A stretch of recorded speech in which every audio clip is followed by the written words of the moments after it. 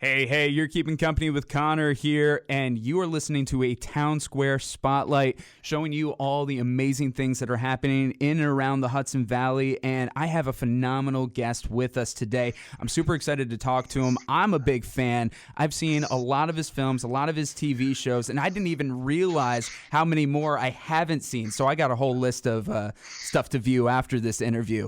You know him from The Office, you know him from Anchorman, Talladega Nights, and so much more. We have actor and comedian David Koechner. David, how are you? Hello. Hey, how are you, buddy? I'm doing really good. Again, this is such an honor to be speaking with you, and I really appreciate your time. First thing that I really want to get into, of course, you have your show coming up, City Winery, this week, Wednesday, April 17th. I'm trying to make my way into that show. That's going to be exciting. That's your big focus right now. You got a bunch of shows that you're doing on the road, all your stand-up. For somebody who knows you mostly for your film and for your TV, what can they expect when it comes to your stand-up if they've never experienced it either online or in person before? Well, they better expect an hour of laughs, well, hour and a half. So Rob Mayer has been my longtime opener. He and I have been touring together probably 7 years. So we have a nice, tight hour and a half. Rob does a half an hour. Then he and I actually do 8 minutes together, which is unique. And then I do nice. the whatever it is, the 50-some minutes that I have left. But it's a powerful hour and a half, I like to say. High energy. You know, I've had a big life. I've got 5 kids. So all those things, figure into it. No, that's awesome, and it's great to be able to see you and experience you in that way because, as I said, you have so many roles and people know you from those roles, but you can dive into being yourself there on stage, and that's awesome. Right. You have a certain section where you're doing it together. What does that look like with Well, with your that's friends? something we fell into because Rob brings me up on stage, and then I was obviously listening to his show, and I just made some comment about something that happened in that show, and then off that we started building up this kind of like 8-minute routine that we do together, which is very unique because most comics don't do that. It's just one comic. We only do a 2-man show. So a lot of times you'll have a newer person as the opener, which sometimes is, catch as catch can. And I've decided, well, you know what? It's my show. I want it to be great from the beginning to the end. So it's just Rob and I. So he does like that a half an hour, then we do 8 minutes together, and then I finish it out. But, someone asked me recently what are the topics of my show, and I guess that's the best way to describe it, because to describe your own stand-up is almost impossible. But the tough. things I cover are love, marriage, divorce, dating, guns, gravediggers, The Bachelor, Bachelorette, Minecraft, recorders, manatees, auctioneers, and kids' birthday parties. You cover the gambit there, don't you? Right? I love that. I heard the progression of what you just said there, the marriage to divorce to gravediggers. I hope they're not related. I hope that's not one continuous story, but... Exactly. But I love that, and I love that you go through the gambit and everything. And as you mentioned, you have a big family. You got the 5 kids, and I've seen you on Conan several times talking about the family and all that. What's it like now as they've gotten older and you're able to go on the road for, what did you say, like 37 shows across the country right now? Yeah. What's well, that the irony like? is What's that dynamic? The thing is I have to do it now because I have 5 kids. Yeah. So if I didn't have 5 kids, I probably wouldn't have to be on the road. It's a joy. I love my kids, and we're very tight. People ask me, since you're divorced, like, do your kids talk to you? I'm like, what are you talking about, man? We are tight. So we have a good time. They stay with me half the time. And my two oldest ones live in Los Angeles, and I see them all the time. So it's wonderful. That's awesome. Do they get to come out on the road with you at all or see any of these shows, go on the bus or whatever? Every once in a while they do, yes. My daughters came with me to Naples, Florida last year, and I got a whole 6-minute chunk of stand-up out of it. Oh, so really? People hear, yes, that's where manatees comes from. Went on a manatee tour, and we didn't see any, so turned into a whole routine, yeah. Oh, that's so cool. I'm glad that you're able to experience them with your kids and have those experiences. That's awesome, and I'm sure that plays very well into the stand-up, and I'm sure that's something that all your fans and all the people in the audience can relate to and experience. That's great. Oh, If it's not relatable, it gets cut, right? Absolutely. It has to be something we all dig and understand. I took them all to Charlotte, North Carolina for Thanksgiving because my older daughters boyfriend's family lives there. Oh, nice. And he had been experimenting with stand-up. So I was doing the club there in Charlotte, and I gave him 5 minutes on the show. So that was fun. So my kids all came out to those shows. Yeah, so it's fun. Then last year, Father's Day, I was in Irvine, California, and I was doing a special Father's Day office / Anchorman trivia show. Oh, really? And so, yeah, so they came down for that. We had dinner. That was really nice. So sometimes when it's close enough and available, they'll come out, which is fun for them. To me, I don't mind showing my kids how I work, right? Yeah. And so they get to see, a couple hundred people appreciate their dad. It's not too bad, right? That's cool. So were you seen as the cool dad growing up because you had this awesome career, or was it just dad is like, oh, dad's got another role, or he's trying to make us laugh, or what was that like? I think it's a combination of both those things you just said. Yeah. It's the same. Because at the heart of it, every dad's trying to get their kids to laugh one way or the other, right? Or have fun. And sometimes we overdo it. And sometimes, your kids just want you to get the heck out of the room, right? Yeah, to me, like, the kids don't know what we already know, which is you're leaving. Yeah. I want every ounce of time I can have with you. My job is to make sure you're ready to go on. But then, when you go, it's sad. Like next year, the twins graduate high school this year. Oh, wow. So I'll just have only one child at home. And so that's a big transition. And my brothers and sisters have gone through all this. I think all of them, well, except my younger brother, the rest of them have their kids out, and they're having kids. They're grandparents now. That's all a whole new perspective and everything. New perspective on life, exactly. Yeah, absolutely. My parents lucked out with quote unquote lucked out. I had to go back home because of the pandemic and everything. And oh, right. They're so excited to have me. I'm It's like, sure. Don't leave again. What are we going to do without you? But no, it's nice, and I'll admit, like, it was a really good grounding moment for me. And I got to say, I got a great relationship with my folks, and my dad and I are, best buddies and everything. We make each other laugh, nice. And we're always trying to push each other's buttons. Every once in a while, we'll say to each other, it's like, I think this conversation may push that father-son line, but we're enjoying it, so who cares? There you go. It's fluid. Yes. Exactly. So I'm great that you have that with your kids, and I think that's fantastic. So I'm excited for all that for you. And while we're on the topic of kids and talking about all that, I was thinking of saving this for later in the interview, but I want to bring it up now. The Big Slick Celebrity Weekend. That's coming up end of May, early June, May 31st, June 1st. This is such an amazing event. It's benefiting the Children's Mercy Hospital, and it's something that you co-host, you've been a part of, and you do it alongside other phenomenal comedians, Hudson Valley sweetheart Paul Rudd, along with others. Oh, yeah, we love Paul Rudd around here. It's like, oh, my God, did I just spot Paul Rudd in Rhinebeck? Oh, my God. Rob Riggle, Jason Sudeikis, so many more. This is such a great event. And could you tell us about this event, what you guys are looking for this year, and what it's meant to you? Well, it's different every year because the lineup changes every year. The thing that stays the same as the hosts, it is myself, Paul Rudd, Rob Riggle, Jason Sudeikis, Heidi Gardner, and Eric Stone Street. And so we'll all invite celebrity friends to come to town. And the events have changed over the years. We've done bowling, we've done poker, we've done all kinds of different things. But now the thrust is we bring all our friends in. We have a small event for donors on a Thursday night. And then Friday night or Friday day, we go to visit the kids at the hospital and their parents. Cool. And then Saturday night is the big event. We put on a huge show at the Verizon Center. And it's growing every year, which is fun. We've had Patrick Mahomes and Travis Kelce come out and be part of the show. It's a lot of fun. Yeah, it's always a nice surprise to see who we'll get every year. But we have a rotating group of celebrities that have come out for years, and it's one of the funnest charities anyone's ever been part of. We do a celebrity softball game on Saturday afternoon, and that's a lot of fun at Royal Stadium. Oh, amazing. So that's one of the highlights as well. And then we're hanging out, getting to know all the donors there. And so it's a lot of fun. The people come out and watch the game.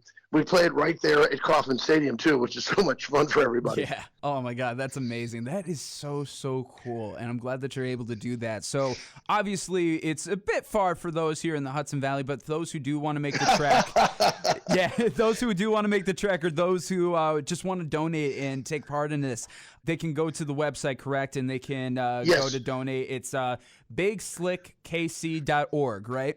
Yes, 100%. You got it right. Yes, thank you. Awesome. So yeah, no, I think that'll be great, and of course that'll be in the description of this interview, of course, that you can find online. So nope, don't worry, those links are going to be everywhere. That's not a problem. When visiting the hospitals and visiting the children, obviously somebody from my age demographic, I'm 26, so I've seen a lot of your stuff over the last 20 plus years. But what do the kids most recognize you for? Well, the kids mostly don't recognize anybody because they're too young. Gotcha. And it's the heartbreaking part of it. But we're really there for the parents. We're there for the families, and we're there to bring awareness and obviously raise money. Our charity is actually for pediatric cancer research. So it's wonderful to go and hopefully lift the burden of the families when we're there, then ensure that what we want is to not have any families be there at all. But, with research and all that stuff and everything, it's incredible the growth that's happened in these past 15 years. I can't believe we've been doing it 15 years. It's crazy. None of us thought we'd make it past 10 just because things naturally kind of slow down and peter out. But we keep adding hosts and energy and new people every year. So it's a continuing thing, which I guess will never end. That's awesome. But that's so good, though. And who knows, maybe when you guys phase out, a new wave of people come in and just be able to continue that legacy. And that's so cool. And I'm glad that you're able to have that. So Kansas City keeps providing celebrities like, all those people are from Kansas City, all those that are hosting. And then, there's David Desmalchin's also from Kansas City. And his career is blowing up. Yeah, oh yeah. So it's amazing how many people are from that area and are part of the whole Big Slick. So it's really unique. That is unique. And I was going to say, just the lineup of all the hosts is like, oh my God, you guys are all from the same area. Wow. That seriously. Pretty amazing. Did you guys know each other as you guys were going up through the ranks, or did you guys meet each other when you were more established? Well, I met Paul on Saturday Night Live. Nice. I met Sudeikis when he was studying in Chicago, and I'd already been through Saturday Night Live, I think. Yeah, I think so. A lot of those other guys, I met Riggle actually through my ex-wife. He had been friends with her before. He'd known her before I knew him. And then Stone Street was a student at the I.O. when I first met him. So it's interesting to see people at the very beginning of their career, and also, when their career is really flowering. So that's been a lot of fun. Nice. That's really cool to see you guys grow together and help each other out and just be and then you never know when you guys collaborate or anything, when the next time is. That'd be fun. I was talking to Riggle last year, and he said we should write a movie with all of us in it, just and then nobody has a choice, but they just have to do it. I would love that. I would watch that in a heartbeat. There you go. No, that'd be so cool. I love that. Again, we were talking about the Big Slick. We've been talking about your stand-up, but you've also, of course, so many movies, so many shows. One of the shows that my family and I really have loved was the Goldbergs. You were playing Bill Lewis, and it recently wrapped up. It wrapped up last year, and it was just such a good show, and I loved the writing on it. It was so unique for something that you would find on like a primetime comedy, and it was terrific. So how does it feel to be a part of a show like that, especially when you've been on so many shows? And then how does it feel for it to reach the end of its run in such a, nice way and cathartic way? I tell you what, it was so much fun. Not only is the writing superior, because it really was, but the acting was great too. I can't say enough good things about Wendy McClendon. She's just amazing. Yes. Yeah.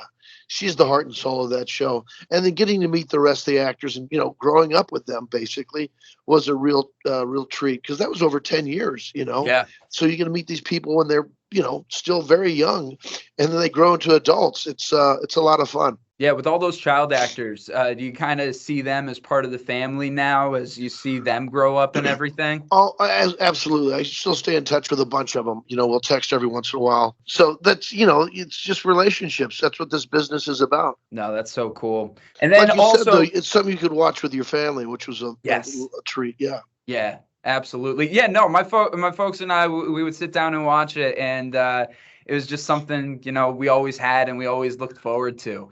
Oh, that's And great.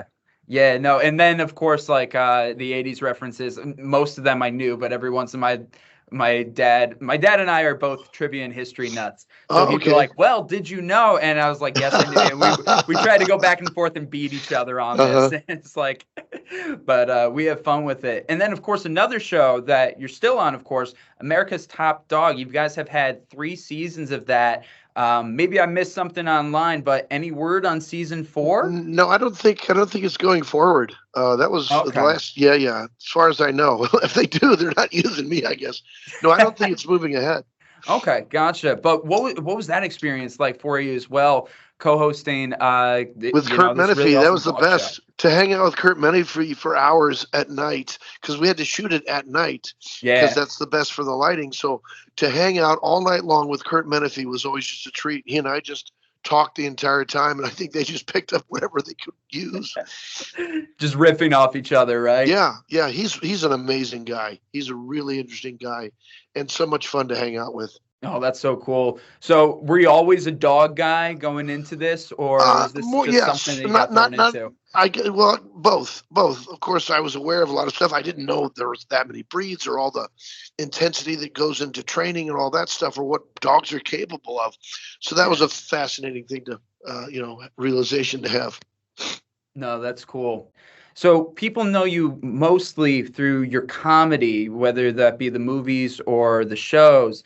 But you've also explored a lot more dramatic roles, horror roles recently. You got movies like Cheap Thrills, Final Destination series, Krampus, Matchstruck, but then like horror comedies, bringing the two worlds together, like with Haunted House, Vicious Fun. What's that like for you? Tell us about your love for horror and what it's like to kind of pivot away from what you're quote unquote known for the most. Well, I like to work. That's number one. Obviously, 5 kids, you got to work. And so any opportunity comes up, I typically don't turn down. And then there's every once in a while fun things like Vicious Fun and Cheap Thrills that come along. And they're just, it's a different little muscle, but you can, I've been doing this long enough where I don't think there's much I can't do. I'm not going to do stunts, but, as far as acting goes, there's a nice, nasty little movie I shot a year or so ago called Ganymede, and it's making its way through the festival circuit now. But hopefully when that comes out, it's going to be good. Now that is kind of like a cross genre. It's kind of it's a horror film with a gay coming of age story, and I play a nasty preacher in that. Yeah, it's pretty wild. Wow. The acting was fantastic. These kids that I'd never known before, but they were amazing. So hopefully that gets some light shined on it. Hopefully it gets picked up and gets a broader release. But Cheap Thrills is what I'm very proud of. It's not for kids. It is not for kids, but it's really good. It's an intense movie. It really is. Okay, cool, man. Yeah.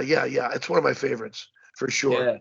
But yeah, I've been very fortunate to work in a bunch of different genres, and like that, I doubt I'll ever do a musical or a dance movie. But otherwise, I'm down for anything. Who knows what kind of role you get? If you get a musical one, maybe you get something where you don't have to move around the dance as much. You're telling me you don't have a dance career? You didn't study ballet somewhere or anything? Nope. I think I've definitely taken some movement classes years ago when I was in Chicago, but certainly not anything I really focused on. I wish I had, because it really, anything physical informs your acting. So like my oldest boy wants to be an actor, and I tell him, make sure you take stage combat, and you should really do martial arts, because that's where, action movies, that's what everyone's doing now. So I don't know, maybe one of these days he'll listen to me. It's actually funny you said that. I got a friend of mine who's breaking into the business. He's been in a couple of short films and a couple of indie films that have gotten some attention, and he grew up doing martial arts. And cool. My God, he is amazing in like everything that this guy does. I've actually been lucky enough to feature him over here as well. but we met on a TV show set together. We were both working on, and oh my God, this guy just blows me away. Shout out to Micah, if you're listening. But yeah, he better be. No, cool guy, great stuff, and everything. Just going off everything that you just said there. So I don't want to hold up too much of your time. This has been fantastic. But the last thing that I just really want to say, though, or really want to ask and touch upon is, with the kind of career that you have, how prolific you are, you say at this point, there's not much that you feel you can't do, and you just like taking the roles, you like to work. What kind of nugget could you offer somebody who's listening right now, those who are trying to follow their dreams of making it, say, in the industry or whatever dream that it is? Do you have any nugget for those people? Yeah, you got to get on stage. Get in class, get on stage. Yeah, you've got to show your work, basically, because that's what the actor's job is. The other advice I give is read the book Outliers by Malcolm Gladwell and listen to On Writing by Stephen King. Get the audiobook. He narrates it. Yeah, it's really cool. That's the only advice I give people. But the other one, just, you've got to get on stage. Just got to be out there. Just got to be present, right? That consistency, and that's what helps. Show your work. Show your work. Show your work. I like that. Very, very good. And of course, you can catch David at City Winery. That's going to be Wednesday, April 17th. You can check that out. You can go to the City Winery website. And of course, we're going to have links and information for it on the Townsquare website. So you'll be able to check that all out. David, thank you so much for a wonderful conversation. And I'm really looking forward to this. I hope I can make my way in there and I can see you do your thing. Well, if you come, make sure you say hello. Absolutely. You got my number. Okay. I got you. Exactly. Nope, we'll be ready to go. So again, thank brother. you so much, right. David. Take care. Bye-bye. Take care.